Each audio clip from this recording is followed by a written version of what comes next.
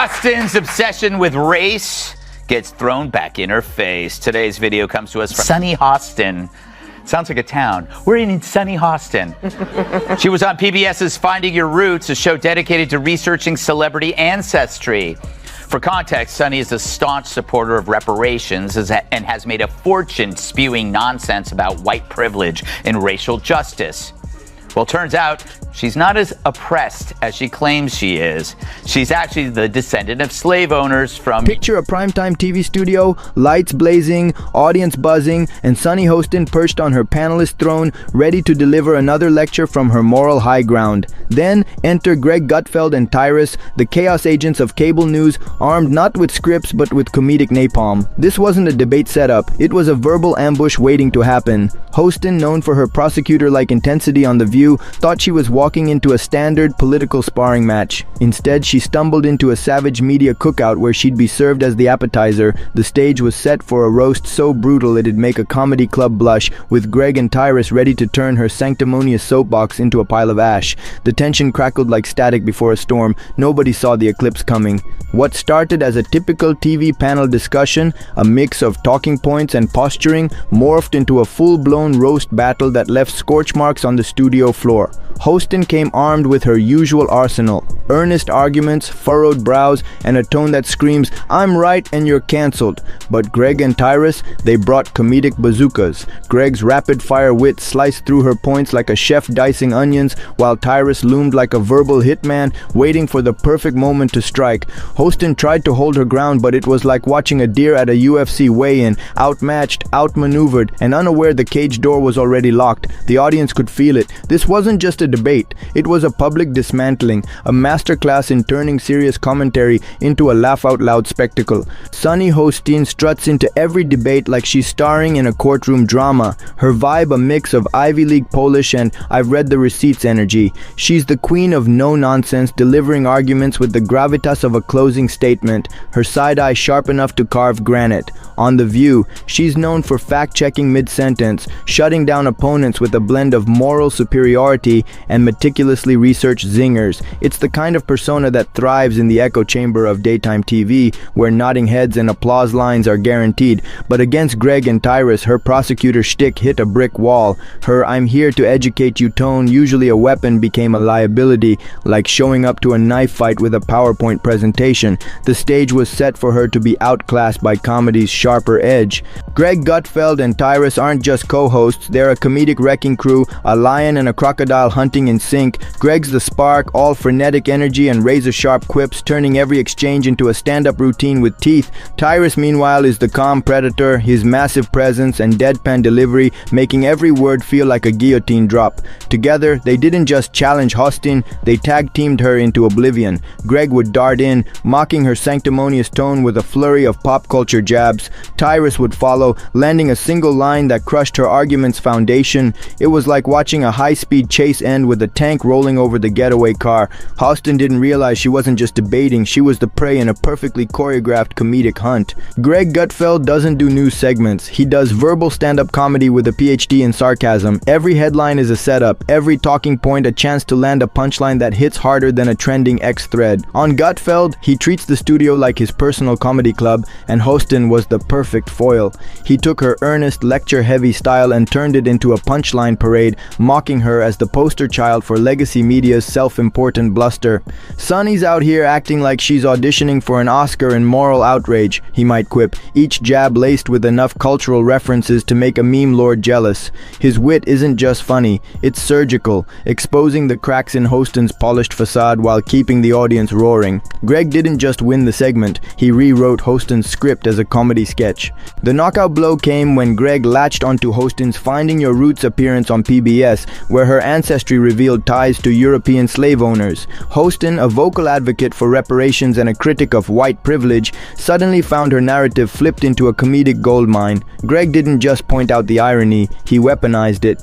Sunny's out here preaching about oppression, but her family tree's got more slave owners than a history textbook, he jabbed, turning her moral high ground into quicksand. The audience howled as he painted her as a walking contradiction, her carefully curated "I'm the voice of justice" persona unraveling faster than a cheap sweater. It was ruthless, hilarious, and a masterclass in using facts as comedic ammunition. Hostin never saw it coming. Tyrus doesn't need to raise his voice to dominate. He's a verbal juggernaut, moving slow and steady like a storm cloud ready to unleash lightning.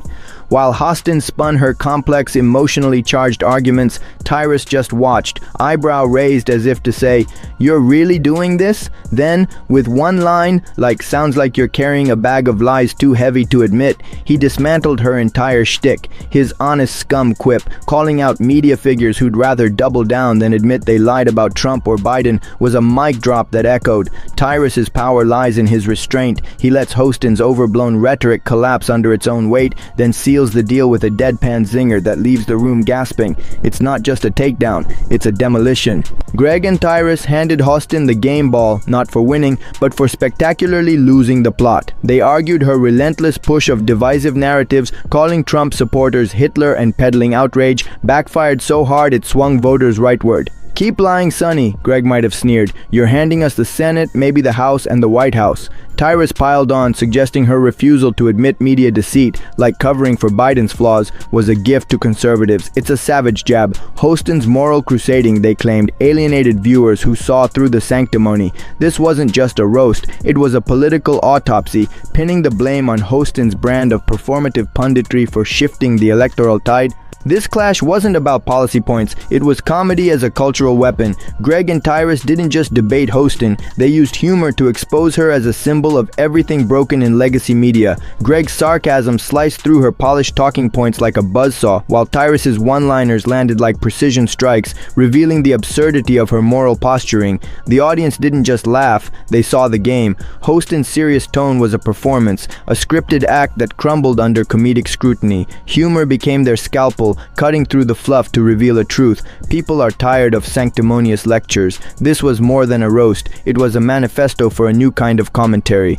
Greg Gutfeld's style is a high-octane blend of intellectual snark and pop culture savagery. He doesn't just comment on the news, he turns it into a comedic battlefield, with Hostin as the unwitting target. His quips are layered, pulling from internet memes, movie references, and media critique to craft insults that sting and stick. Sunny's delivering TED Talks for the terminally offended, he might say, framing her as the high priestess of performative outrage. Every jab is a mini-essay, exposing the hypocrisy of her "I'm here to save you" vibe. Greg's not just funny, he's dangerously smart, turning Hostin's serious arguments into punchlines that leave her sounding like a broken record of hashtags and hot takes. Tyrus is the calm before the comedic storm, a towering presence whose silence is as deadly as his words. He doesn't need to shout or flail. His deadpan delivery hits like a sledgehammer wrapped in velvet. When Hostin's arguments get tangled in over-explained moralizing, Tyrus just leans back, lets her flail, then drops a line like, "You're not fooling anyone, Sunny." His honest scum zinger, calling out pundits who'd rather lie than admit they backed the wrong horse, was a masterstroke. It's not just the words, it's the vibe. Tyrus's power is in exposing absurdity with minimal effort, making Hostin's polished rhetoric look like a soap opera script in a windstorm. Together, Greg and Tyrus are a comedic Voltron, each part amplifying the other's destruction. Greg storms in like a verbal wildfire, his sarcasm torching Hostin's sanctimonious tone with rapid-fire quips that keep the crowd buzzing. Tyrus follows like a quiet assassin, his one-liners landing with the weight of a collapsing building. Greg sets the stage, calling out Hostin's dramatic monologues as daytime drama in a power blazer. Tyrus closes it with a single brutal line that flips the mood from tense to hilarious. Their chemistry is so tight it feels scripted, but it's raw, live, and devastating. Hostin didn't just lose, she got tag-teamed into comedic oblivion. Hostin's carefully crafted persona, serious, dignified, the voice of moral clarity, crumbled like a sandcastle under a tsunami. Her go-to moves, the emotionally charged rebuttals and fact-heavy lectures, were no match for Greg and Tyrus's comedic onslaught. Greg turned her arguments into sketches, mocking her as a robot stuck on virtue signal mode. Tyrus, with one raised eyebrow and a killer line, made her intensity feel out of place, like a professor scolding a comedy club.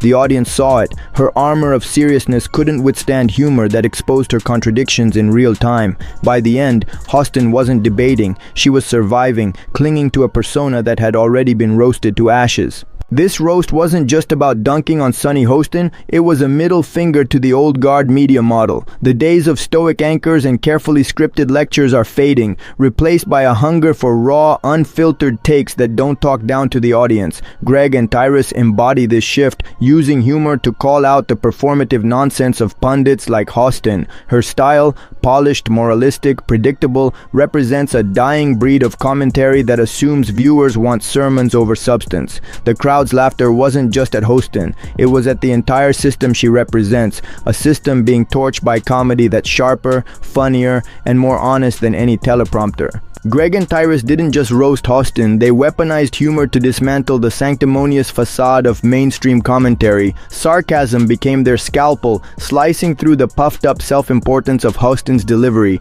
Every joke was a truth bomb, exposing how her deeply concerned tone was just theater, a recycled script of outrage hashtags. Humor in their hands wasn't just entertainment, it was resistance, a way to call out media hypocrisy while keeping the audience hooked. When Tyrus quipped about Hostin's software update, it wasn't just funny, it was a middle finger to the idea that polished punditry equals truth. This was comedy with a mission, to tear down the old playbook and build a new one. One moment crystallized the takedown. Greg, mid-rant, clowned Hostin's outrage as a robot programmed to virtue signal on loop. The audience was still chuckling when Tyrus, cool as ever, leaned in and delivered, "Sounds like she's got a software update overdue." The studio froze, then erupted. It was a 1-2 punch that obliterated Hostin's carefully curated seriousness. Greg's jab set the stage, exposing her as a caricature of media sanctimony. Tyrus's line was the knockout, so simple yet so brutal it felt like the room itself laughed.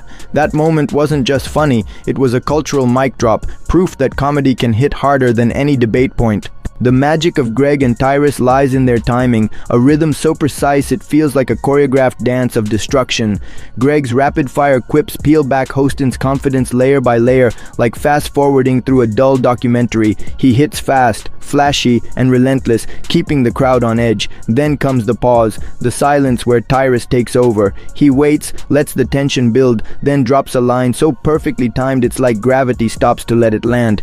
"You're carrying a bag of lies too heavy to admit," he might say, and the room explodes. It's not just the words, it's the beat, the instinct, the shared sense of when to jab and when to wreck. Hostin never stood a chance against that kind of comedic precision. The view itself became collateral damage in this roast. Greg and Tyrus didn't just target Hostin, they painted the show as a relic, a glitching rerun of race baiting and sanctimonious drivel. Greg called out its racist hosts, suggesting they've driven away viewers with their divisive rhetoric. Tyrus nailed it with the sunk cost fallacy. The show's too invested in lies to pivot to truth. "Just admit you hate Trump and lied for Biden," he quipped, exposing the ego behind the panel's posturing. The audience saw it. The View isn't must-watch TV anymore. It's a dated soap opera, outpaced by sharper, funnier voices who don't need a teleprompter to make a point. The audience wasn't just laughing, they were witnessing the collapse of the traditional pundit formula. Hostin's solemn, "I'm deeply offended" delivery turned into a punchline before she could finish her sentence. Every time Greg flipped her lecture into a comedy bit or Tyrus dropped a deadpan zinger, the crowd's roars grew louder, a collective eye roll at her overplayed seriousness. They weren't just entertained, they were in on the joke, seeing through the polished facade of legacy media. The laughter wasn't just at Hostin, it was at the entire system of self-important commentary that she represents, a system that can't keep up with humor's raw honesty.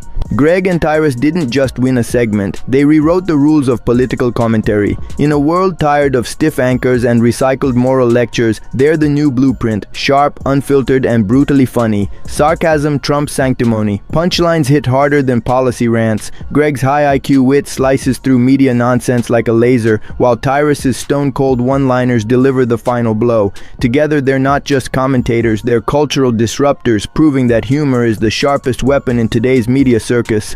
Hostin's serious tone might get airtime, but Greg and Tyrus's sarcasm gets remembered, signaling a shift where the mic belongs to the cleverest, not the loudest.